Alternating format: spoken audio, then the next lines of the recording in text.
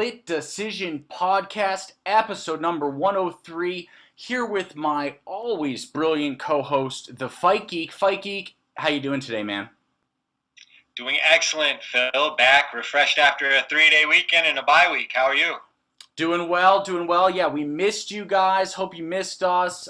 We missed last week, took it off, but we're back and better than ever. Here's a quick breakdown of what's on tap for today. First, we got my opening question for Fight Geek. After that, it's the UFC Vegas 29 Rosenstrike versus Sakai preview and picks. And after that, my favorite section, listener questions and more.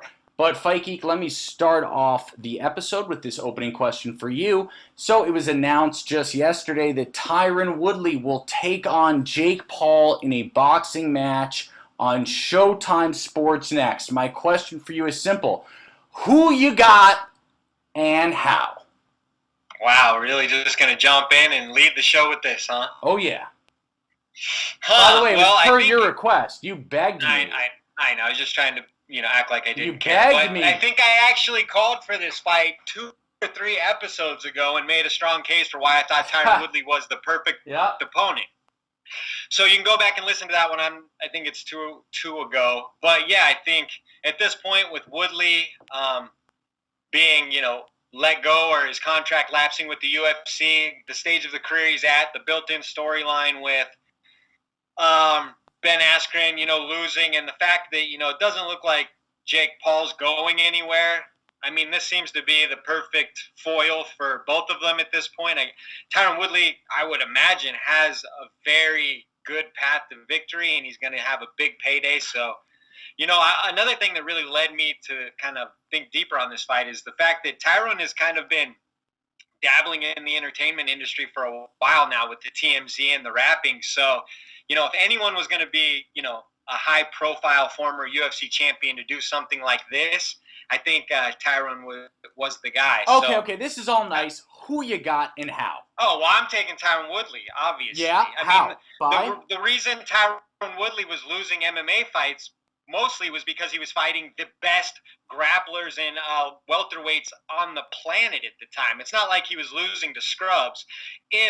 I will say this, I would put money down on if the Tyron Woodley, who was slugging back and forth with Vicente Luque last fight, shows up to fight Jake Paul, he will destroy him in one round. Wow. Woo! Big words from Fight Geek. Tyron Woodley was just in a firefight with Vicente Luque. Tyron Woodley will destroy Jake Paul inside one round, is what Fight Geek I'm saying if the same Woodley shows up that we saw previously. What Woodley was having a hard time with was pace and being held down. He wasn't necessarily, obviously wasn't throwing punches at all, but I think that's because he was getting super gun-shy from the takedown and being in a defensive position. Now he's going to be able to just be on his feet and not necessarily worry about any of that. Is he 39 years old right now? Off the top of my head. Even at his advanced age. He's very close to 40. So I would say he's today still actually the better athlete. I think Tyron Woodley, while I'm not a huge fan, obviously, of these former MMA stars going and fighting, internet celebrities. But you got Woodley by KO. Of course, Woodley by TKO. All right, hold up. So let me give my take real quick. First and foremost, I want to bring up something that no one mentions, Fight Geek, no one. Jake Paul keeps on signing welterweights to fights at 190 pounds. When Jake walks around at plus 210 plus, maybe 220, maybe 225, maybe 230. You're exaggerating, but no. But it's cowardly. He probably walks around at 205. Okay, what do you think of him bullying welterweights into these 190-pound fights? First of all, nobody's being bullied into anything. Well, of course they're being bullied into grown men who are signing contracts. No one bullied Tyron Woodley into this. Tyron Woodley's probably going to get more money than he's ever seen in his life. Because it's more money than he's seen. Tyron Woodley's being bullied into the fight as much as Floyd Mayweather's being bullied into the fight with his older brother. That makes no sense, that statement. Okay, so you think that I'm just totally totally crazy and off on this whole thing. That there's no. No, truth. I'm sure that strategically Jake Paul, it's clear, is thinking this through and looking for advantageous guys with big names to kind of build himself on. One thing I will give Jake Paul Why isn't he calling out middleweights? Why isn't he calling out middleweights, Fight Geek? If this is all fair, he should be calling out because he keeps getting welterweights to sign the contract, and he has a huge advantage in that in the size. It's just a little bit of a right. It's a little bit of it's misleading to the public because these guys are smaller. Is you're taking this as like a serious, event to dictate something. That's not what this is. So if you're looking for two equally matched combatants with equally matched skills, then you're not going to be watching Tyron Woodley versus Jake Paul in an exhibition boxing. It doesn't need to be it doesn't even need to be same level of boxing. At least pick someone your own size, But what I'm saying is when it's an exhibition like that, it doesn't matter. It's a freak show. He could sign someone any size if they're going to have a big enough name and are willing to fight and people are interested. I mean, it's not a real competition of anything. Yeah, I hear you. It's a little frustrating. It's just entertainment. And at this point, we all want to see Jake Paul get knocked out, which means he's done an excellent job of, entertaining us to some extent.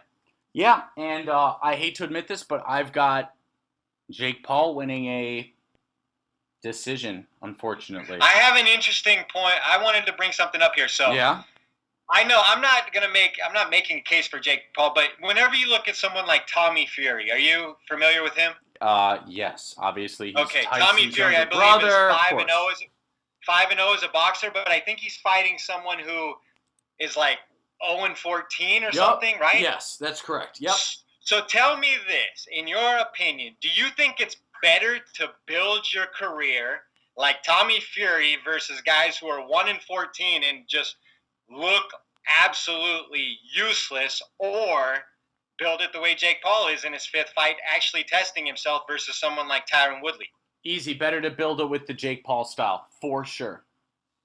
I actually think so. I mean, that may be a complete belligerent statement as far as my boxing knowledge, but whenever Tommy Fury, has that kind of profile and he's fighting guys like that, I'd say Jake Paul's the much more intriguing fighter, considering he's fighting Tyron Woodley now.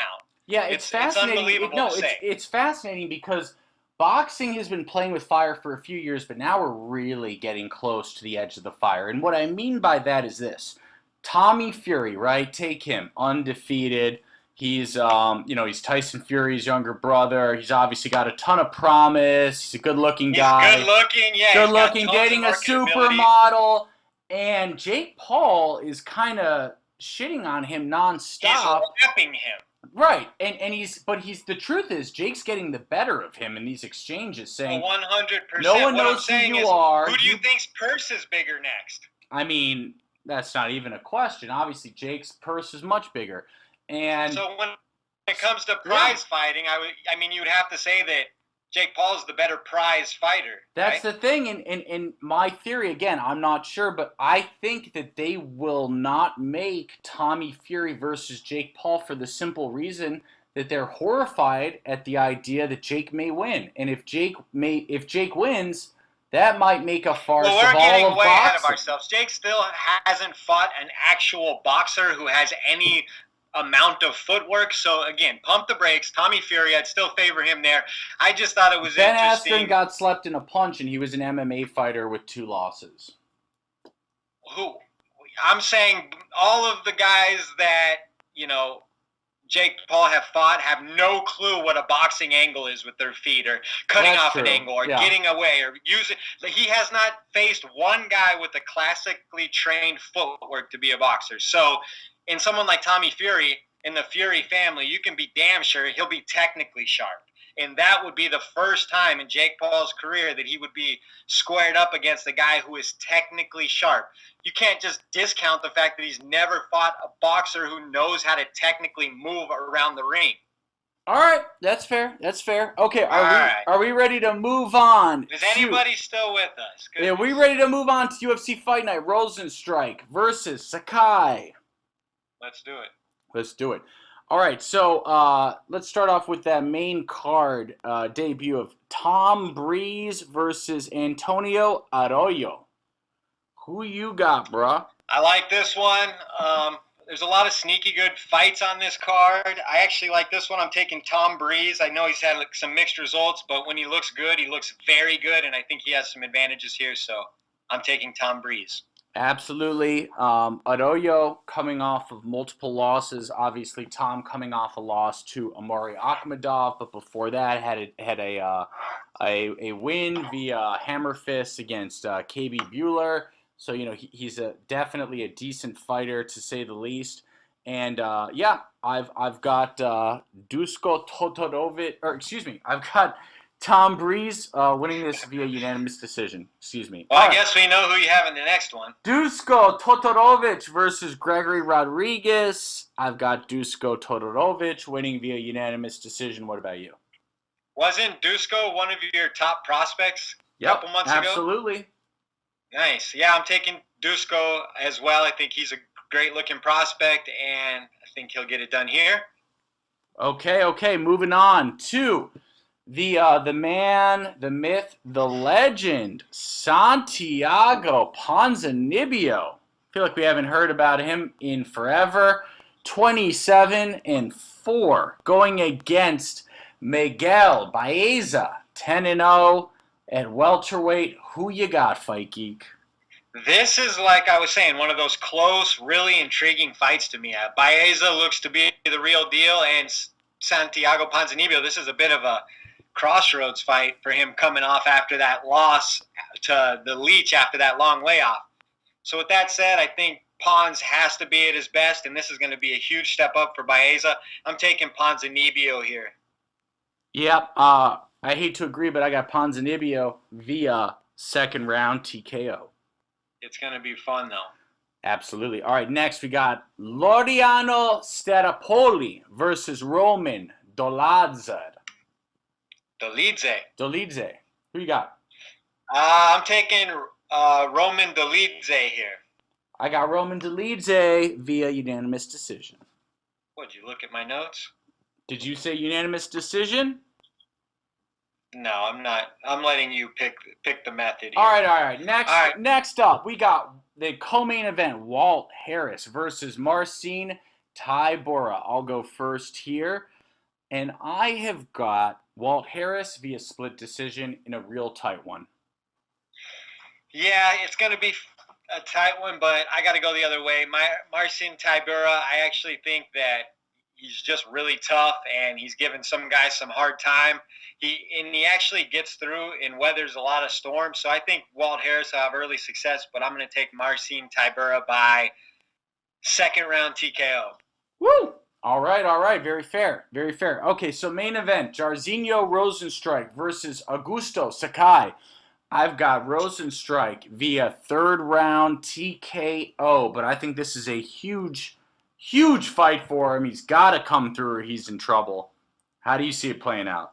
Yeah, I got Jarzinio also by TKO. I'm going to say earlier, though, in the second round. I think, it being a huge fight is a little bit overplayed. The only guys he's lost to in his career are Francis Ngannou and Francis Ngannou's protege, Cyril Gane, who are both top 3 heavyweights or 4 or 5 heavyweights in the world. He's got wins over Junior Dos Santos, Alistair Overeem, Andrei Arlovski. He's young for a heavyweight. He's 33, which means he's got 7 more years of his prime. He's fine. I think he'll get the win here, but people saying that this is do or die for him at 33 years old and relatively new to the UFC, I think that's a little overstated. Okay. Very fair. So in that case, let's say that he wins. Who would you like to see him next face at heavyweight? Sakai. So, we got 15 Alexei Olenek, 14 Sergey Pavlovich, 13 Tom Espinal, 11 Blagoy Ivanov, 11 Marcin Tybora, 10 Chris Daukaus. Keep going. I mean, he's up there. Then we got 9 Augusto Sakai. Obviously, that's him. 8 Walt Harris. 7 Shamil Abdurakimov. 9 6, Jarzinio Rosenstrike. 5, Alexander Volkov. 4, Curtis Blades. 3, Cyril Gagne. Who is Curtis Blades booked against? I don't believe anyone.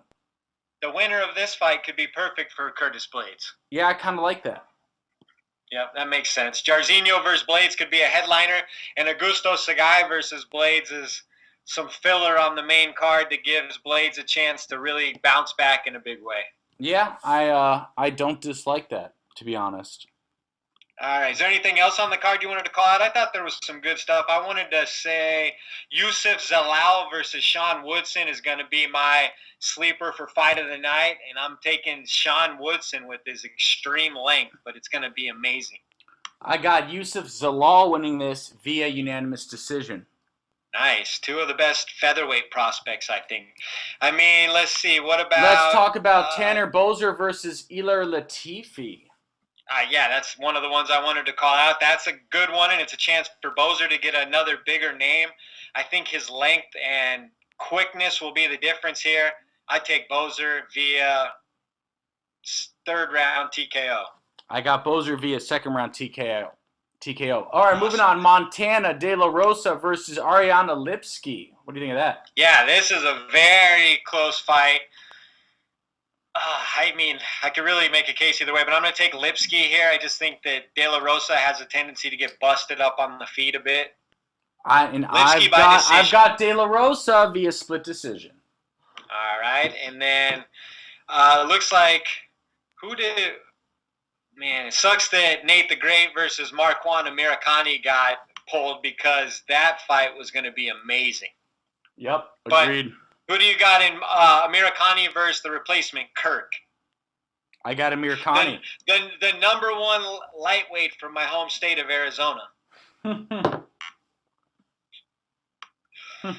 got Amirkhani? Mm-hmm. All right. You got to mute it when you take a drink, dude. Bro, I was drinking water. Is that okay? Can I stay hydrated? Absolutely. All right, that covers this card. We ready to move on to the listener questions? Absolutely. Okay, so guys, we're going to take a really quick break, and then we'll be back with listener questions and more.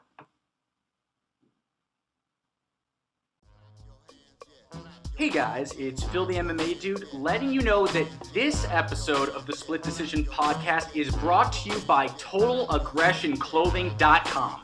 Visit www.TotalAggressionClothing.com and use the promo code 46210 to receive a special Split Podcast discount on all Total Aggression hats, shirts, hoodies, and more. Again, that's www.TotalAggressionClothing.com with promo code 46210.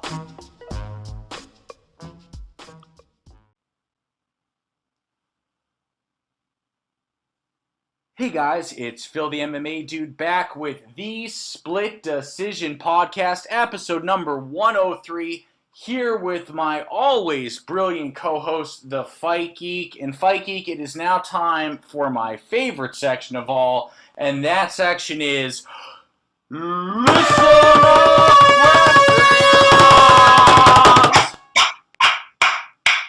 Alright, let's get into them. Alright, you got one or should I go? Go ahead. Okay.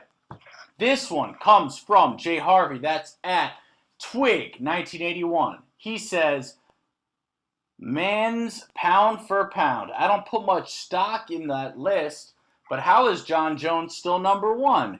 He hasn't fought in 17 months, which would remove his title if he had one. And how is Charlie Olives given number 11, considering his lightweight percentage in competition is worse than everybody's below him? Hashtag AskSplitPod. Yeah, it's pretty ridiculous. It's just apparent that whoever's in charge of these so-called rankings just doesn't have a great grasp on what's actually going on. I mean, yep, exactly. What else can we say? That whoever's doing these, they're just clearly not watching as closely as the rest of us. Totally agree. They are idiotic and foolish, and that would be my main answer to I'm trying to pull them up right now just because I wanted to give kind of my rundown, my personal or our rundown of what we think of the pound for pound list. I think John Jones being number one today is ridiculous. It's a joke. I mean, it really and is I'm a a joke. John's apologist, but the fact of the matter is, you got to fight. Yeah, So. absolutely. Okay, so let's move on to our next question. This comes from our main man, Jalen Ware. That's at strive2be_great. He says, who do you feel is the worst and the best fighter to ever come out of Tough, win or lose? Best as far as skill and marketability, and worst. #AskSplitPod. So let me just... Well, I thought there's a bunch of categories here, though. So there's Can I go best first? skill-wise. Let me go first. I want to go first. Want, number one is Bisping. As far as what? Marketability? And success. He's not the most skilled.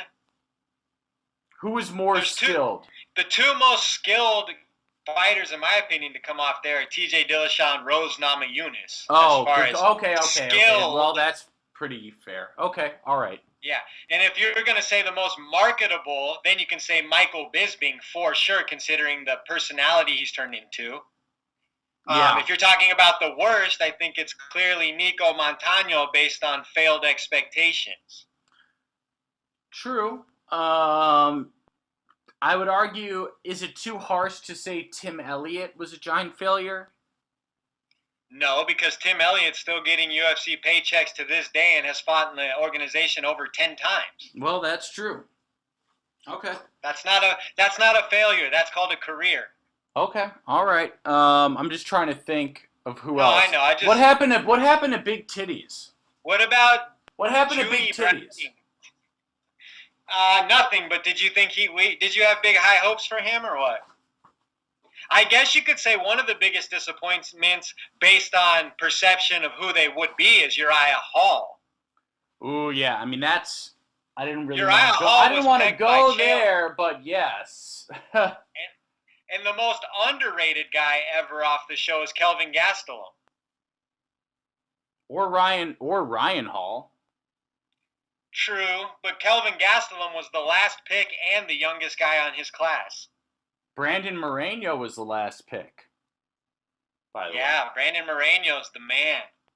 Yep, absolutely. Okay. So yeah, there's been a lot of them, but I would say most skilled is TJ Rose, most marketable Michael Bisping, and then Nico is the most underwhelming.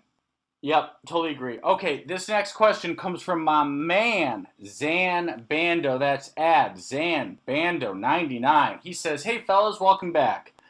Got 2 questions this week. 1, initial impressions of episode number 1 of Tough 29. Haven't seen it yet, Zan. Maybe Fight Geek has, but I sure haven't. I have not. I'm recording it now. I believe it's airing right later. now. Exactly. Number 2. We can circle back around on that next week. Yeah, absolutely. Number 2. What does Jake Paul have to do to be Tyron Woodley on August 28th? #AskSplitPod. So let me just jump off on that. Question number 2. Jake he's got to lead the dance. He's got to stay disciplined. He's got to keep distance. And he's got to pick Tyron apart from range. He's just got to make sure. He's just got to make sure he can last through the early barrage, I would say. I mean, Tyron's coming to prove a point. He feels like he's got the whole community on his back, and everybody wants to shut Jake up. So you know he's going to come in seeing red. So if Jake could somehow find a way to get to like the 4th round, I think that would be beneficial to him. Yeah. Especially considering he's like 16 years younger or 10 or 13 years younger or whatever than Woodley. I mean, that is, the longer the fight goes, his youth helps him. Yep, I have to agree. Okay, so the next question comes from Eduardo at Landa Crew. He says, if you could go on vacation to any city, either in the U.S. or international, where you can attend a UFC event, which one would it be and why? #AskSplitPod. For me personally, it would be twofold. It would be Ireland. I've always wanted to go to Ireland just for to see the country. or in a vacation there. But now that the fact that Conor McGregor's there, seeing Conor in Ireland with that kind of frenzy would be epic. Okay. I kind of like that answer. I'm going to give the weird answer of Abu Dhabi. Okay. Because I know that Abu Dhabi You want to roast in 110-degree weather? That's what I want to do. No, because, I'm hearing that they're obviously building a relationship with the UFC, and, I'd like to see those fights play out. I've certainly never been to the Middle East. The furthest east I've ever been is Greece. So, yeah, like, check that out.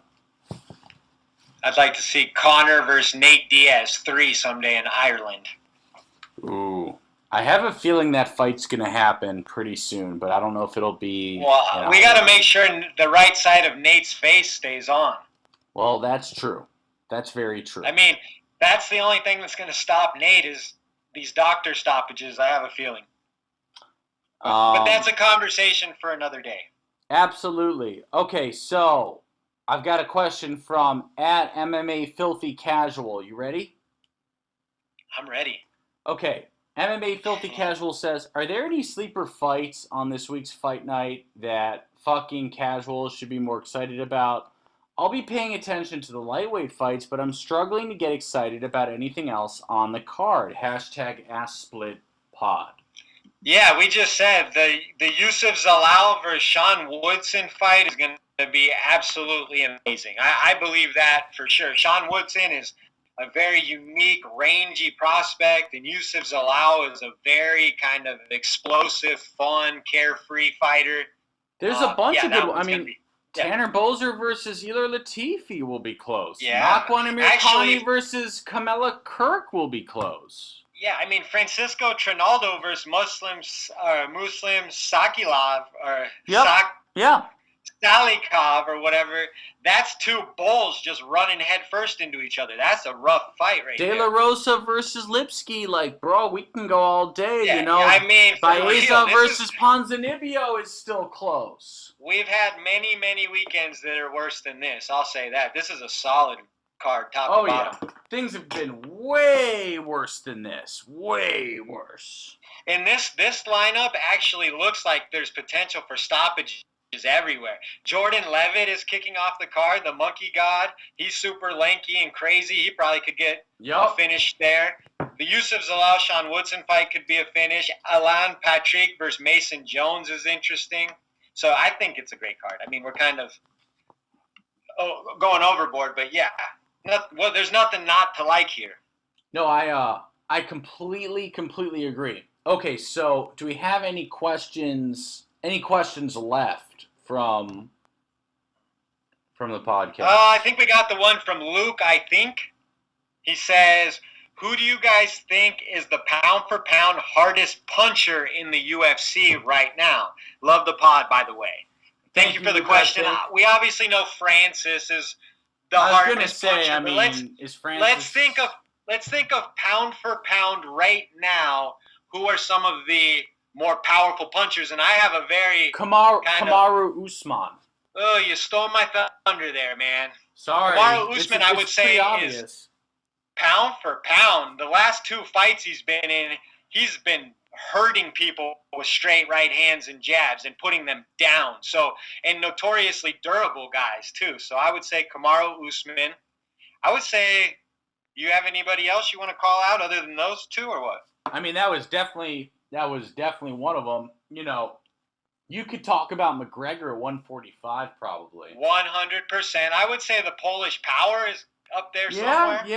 Yeah, Polish Power. I mean, I don't think he's as explosive, but he's shown that he can hurt guys on the feet a lot. So. And obviously Ngannou has to be there. And I would say pound for pound, someone like Figueiredo, who's small but hits hard. Figueiredo, yeah. Even someone like, Jessica Andrade, pound for pound, hits pretty darn hard. She's knocked girls out on the feet. Yup, absolutely. So yeah, just some names there, other than the obvious. Absolutely. Okay, I'm trying to see what other major questions we've got? I don't see any, but I'm checking the email. Don't see anything. Go ahead and give your spiel about our reviews. All right, everyone. Guys, thank you so much. And gals, thank you for listening. If you enjoy the podcast, if you'd like us to continue, please give us a quick 5-star review, either on iTunes, on Google Play, on YouTube, on Stitcher, whatever you're listening to this on. Please, it gives a huge difference. It makes a huge difference. It really helps us. And with that, I will hand it over to Fight Geek. All right, guys, as usual, you can find us on iTunes, Spotify, YouTube, Google Play, Stitcher, and more. I'm at the Fight Geek MMA. He's at Phil the MMA Dude. We're at Split_podcast. It's 4 words. The Split Decision Podcast. Thanks for tuning in, and we will talk to you next week. Peace. Peace.